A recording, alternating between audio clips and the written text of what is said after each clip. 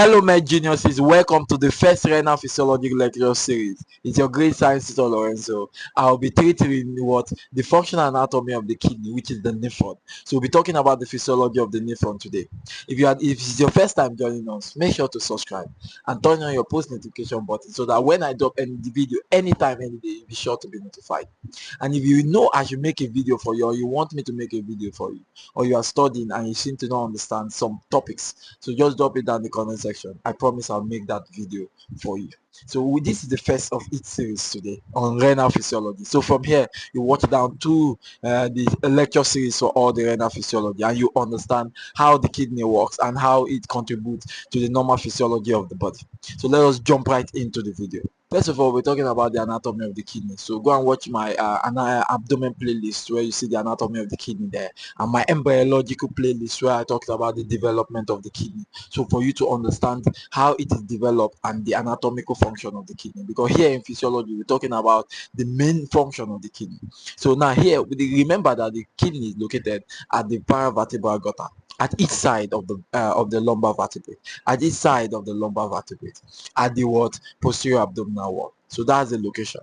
And one thing you have to know, that the main function of the kidney is the nephron. So without the nephron, the kidney is useless. So the kidney is just a bilobed organ, a two organ, just a two bean-shaped organ located at either side of the vertebrate. So without the nephron in the kidney cannot function, because the nephron helps to reabsorb filtrate that has been filtered from the kidney up into the blood to be passed on to different organs.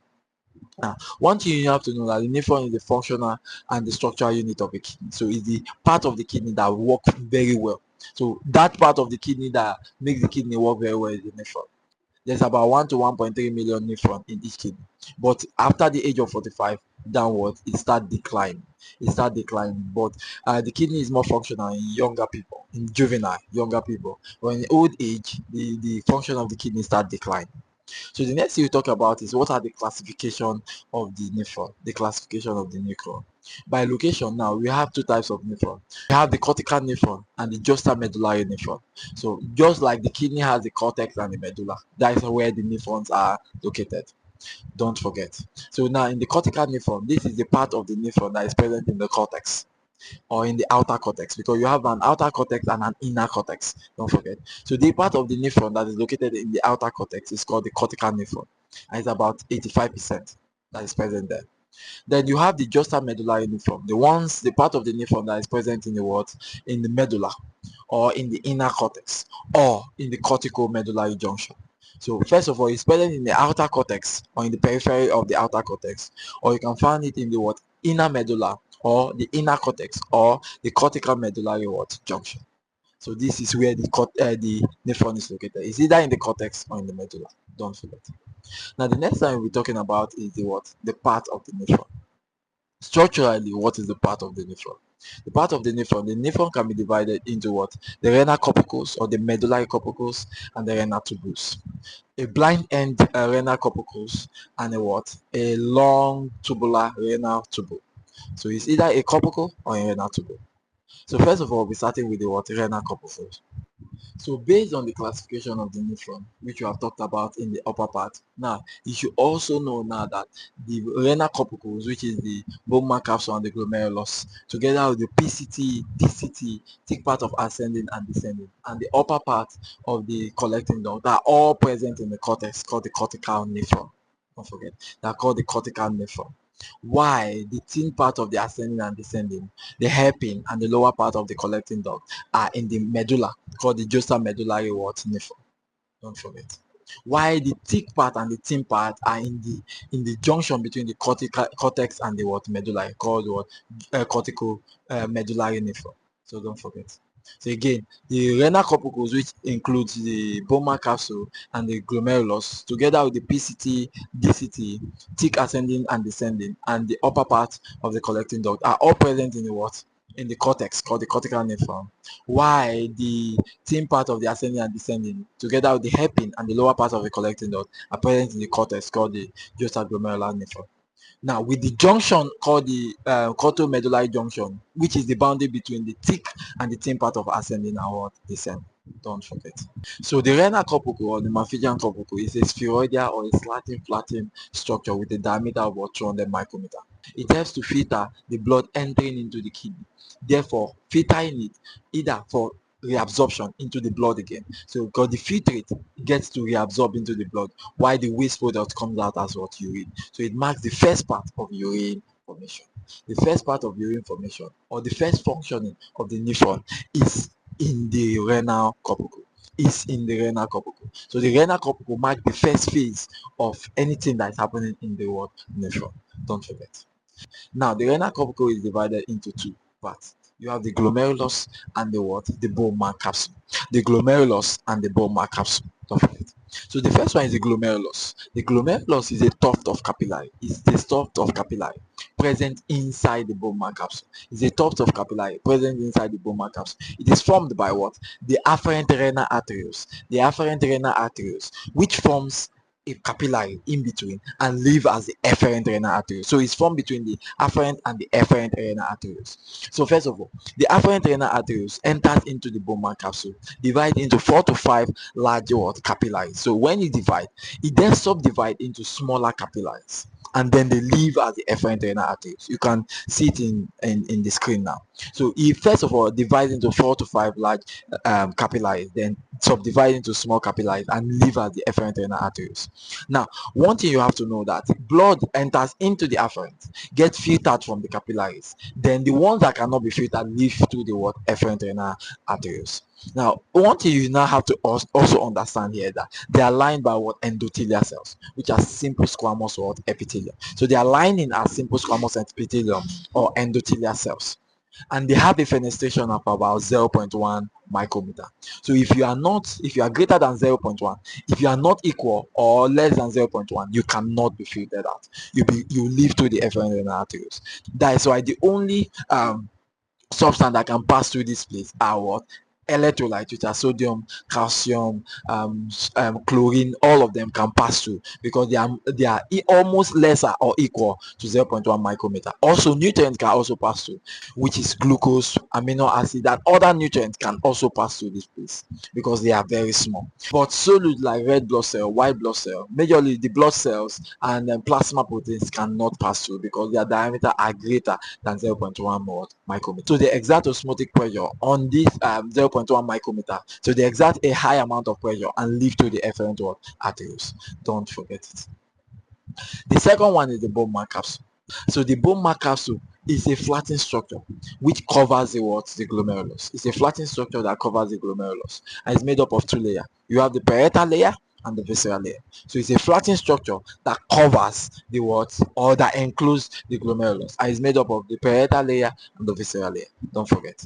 The visceral layer directly encloses the glomerulus, while the parietal layer is continuous with the renal tubule. Don't forget. Now, the visceral layer directly covers the glomerulus, while the parietal layer continues with the renal tubule. The visceral layer is lined by flattened epithelium resting on the basement membrane. It's lined by flattened epithelium resting on the basement membrane. While the glomerulus is an endothelial layer or a simple squamous epithelium resting on the basement membrane. So both of them are resting on the basement membrane. So to facilitate filtration, what happens? The basement membrane of the visceral layer of the Bowman capsule fuses with the basement membrane of the endothelial cells of the capillary. So they have to fuse. So when they fuse, so any part of the blood that is entering to the capillaries can get easily filtered to the visceral layer of the Bowman capsule. So the basement membrane of the visceral layer of the Bowman capsule fuses with the basement membrane of the capillary. So when they fuses, so now it is not easy for blood to pass through directly. So here, the flattened epithelium of the visceral layer doesn't fuse completely with the basement membrane. They do not fuse completely with the basement membrane.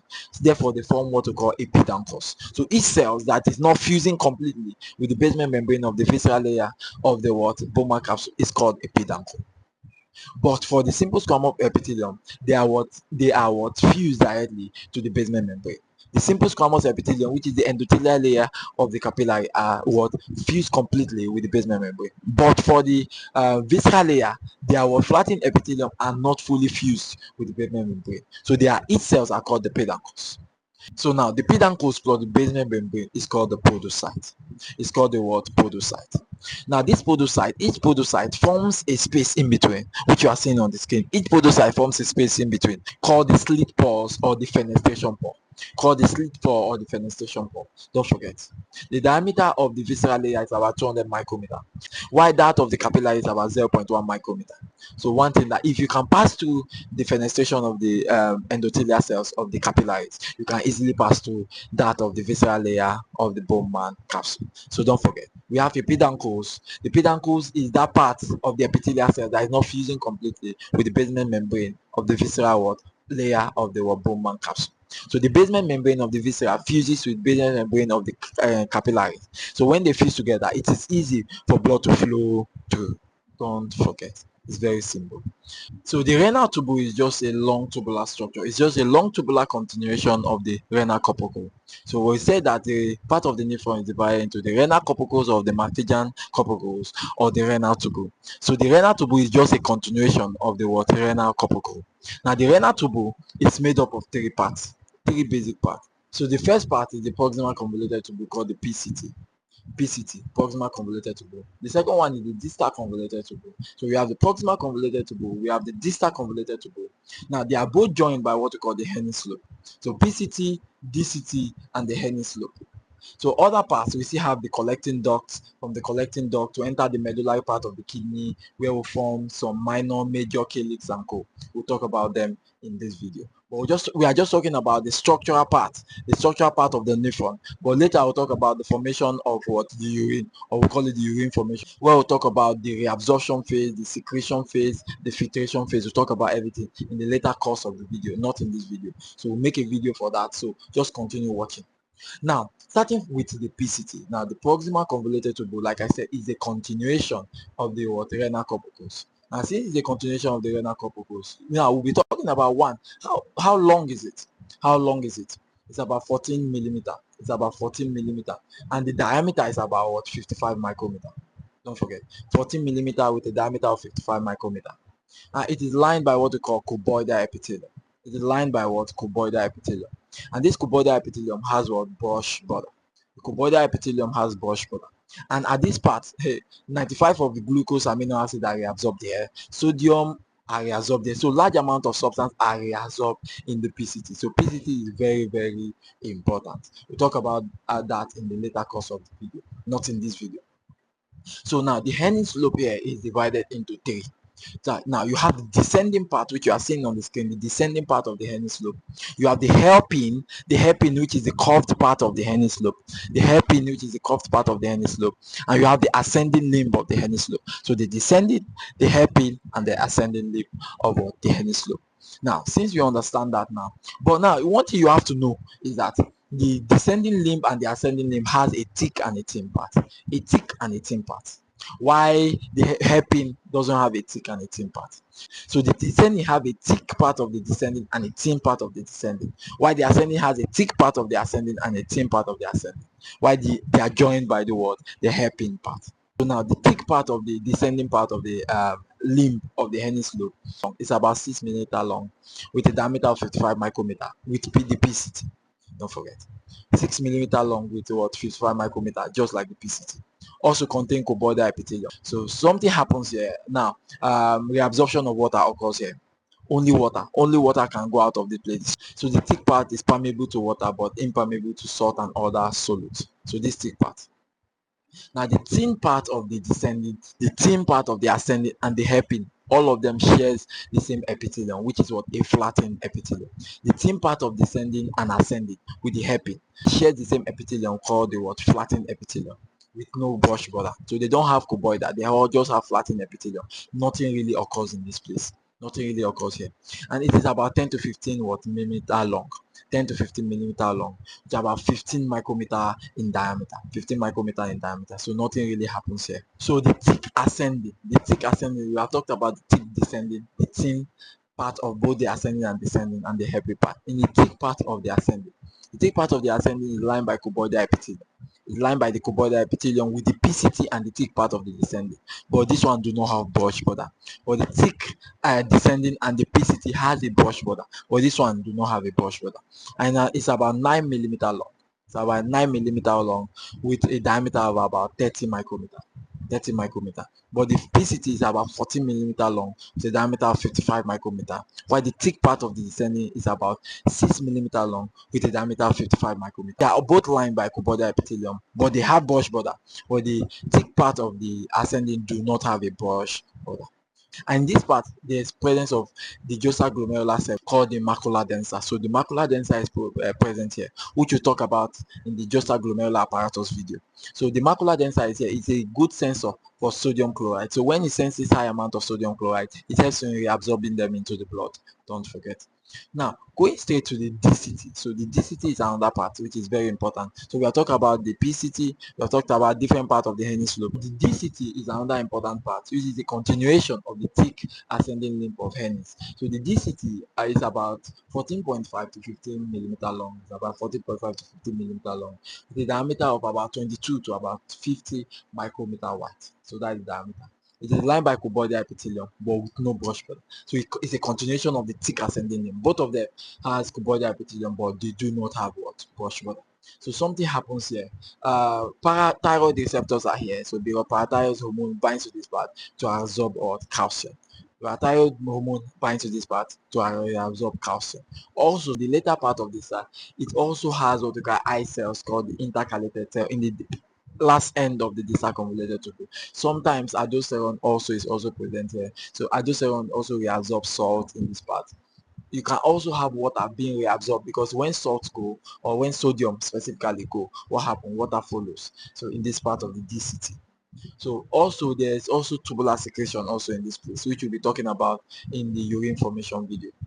So moving on now, this continues with what we call the collecting duct. So each kidney fuse together and drain into one collecting duct. So the right kidney and the left kidney has a distal convoluted tubule which is fused together to continue as the collecting duct. So the collecting duct is lined also by cuboidal epithelium, which is a continuation of DCT. It's lined by the cuboidal epithelium but with no brush border.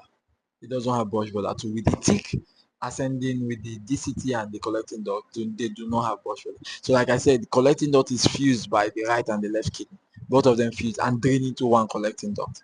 So you also have to know that the length is about 20, it's very long, 20 to about 22 millimeter long, and the diameter is about 50 to 200 micrometer. So that is it. So here you have special cells like the P and the I cells. So we have the principal cells and the I cell, because here there's tubular secretion of hydrogen into this part also. Tubular secretion of hydrogen. Also, water is also reabsorbed here because ADH has a receptor here to reabsorb water also. So different things occur in this part. So now, since we know all this part now, the collecting ducts enter the medullary zone, continues at the duct of papilla, or they call the papillary duct of the duct of Billini. So the collecting duct from the DCT continues at the papillary duct of the duct of Billini, and they both open in the papilla. So when they open in the papilla, what happens? From the papilla, they are drained into what? 8 to 12 minor calyx. So they are drained into. So when the collecting duct unite to form the papillary duct or the duct of Billini, they then open in the papilla. So when they open in the papilla in the pyramid, what happens? They are now further open into the what? 8 to 12 what? Minor calyx. 8 to 12 minor calyx. The 8 to 12 minor calyx then opens into 2 to 3 what? Major calyx. So when they are opening 2 to 3 major calyx, from the major calyx they drain and continue in the pelvis of the kidney. Don't forget. From the DCT to the collecting duct. From the collecting duct, which opens in the what? Papillary duct or the duct of Billini. Then from the duct of Billini, they are open in the papilla. From the papilla, they open in the minor calyx. 8 to 12 minor calyx. From 8 to 12 minor calyx, they are open in the what? 2 to 3 major calyx, which continues as the renal pelvis. From the renal pelvis to the ureter, from the ureter to the bladder. So they are stored in the bladder. From the bladder, come out to the ureter, which we'll talk about micturition in the later course of all my videos. So keep watching. So I hope it all made sense and you have understood all I've said about the Nephron, where we started from each situation in the cortex and the medulla, and we continue about talking about the glomerulus, the Bowman capsule, and the renal tubule, different the length, the diameter, and the epithelium of the renal tubule, and what happens in the renal tubule. Now, we talked about everything and we talk about it down to the kidney. So hope it makes sense to you and you understand all I've said. Keep watching on my video, don't forget, because now this is the first lecture series on the renal physiology. The next one we're talking about is distal glomerular nephron. We'll be talking about it in the next video. Now, if you are just new to my channel, make sure to subscribe and turn on your post notification button so that anytime I drop any video, you'll be sure to be notified. Keep watching my video, don't stop, and continue sharing it to your friend that needs this video. So now, see you in the next video. Bye.